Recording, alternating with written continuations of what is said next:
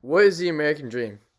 The American dream is the idea that every citizen of the United States should have an equal opportunity to achieve success and prosperity through hard work, determination, and initiative. The idea of equality for the American dream wasn't even equal. As many know, equality was only for men, but this idea was accepted by everyone. Racism was still a major problem in America, and the idea of equality, realistically, wasn't even equal. African Americans gained racial pride and more freedom from the government and jobs, but white people still were cruel and racist towards African Americans throughout this time, and even nowadays. This caused a lot of controversy about the equality of the American dream because this idea occurred to only white males. Even Asians and some Europeans weren't treated equally during this time period. The idea of the American dream for women was decided by men. Men thought that women should stay in the house and do jobs like cooking in the kitchen, cleaning, and taking care of children while men were doing their jobs. Men did jobs like working in factories, going in the armed forces, and working political jobs. An example of women seeking equality was the National American Women's Suffrage Association.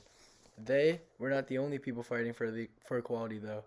A woman by the name of Alice Paul led women during a protest for gender equality, but was arrested during the protest. During her jail time, her and other women went on hunger strikes to prove their cause's importance.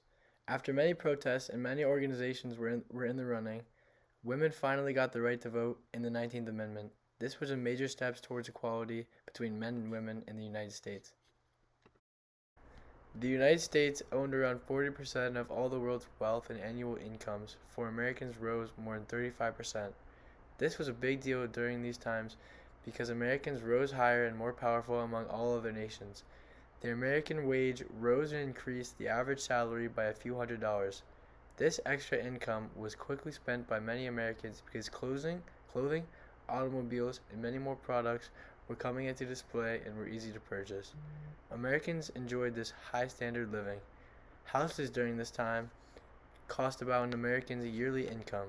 The average home in New York, furnished, was about $3,000, and the average income in New York annually was about $3,000.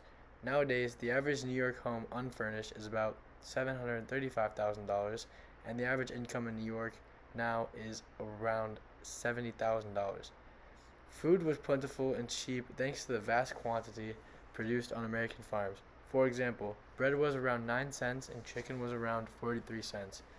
Appliances were used every day by mostly women because women were naturally seen to be a stay-at-home mom.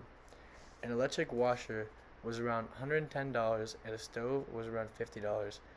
This took a lot of money out of the annual wage and was a major concern to standard living. Standard living was supposed to be good for families and people, but everything seemed expensive. Andrew Carnegie was a major part of the American dream. He grew up in modest circumstances in Scotland. When he immigrated to America, he had a job as a bobbin boy, which is someone who works in the textile mill. However, he quickly found himself in the steel business. He became a millionaire very fast as he moved to America because the steel industry was massive during the era of the American dream. Technological and business innovation was the upcoming advancement during these times. As Carnegie grew old, he often known to give back what he earned because he felt that that was the right thing to do. His goal was to give back his entire fortune. He had distributed 350 million, but had 30 million left, which went into the corporation's endowment.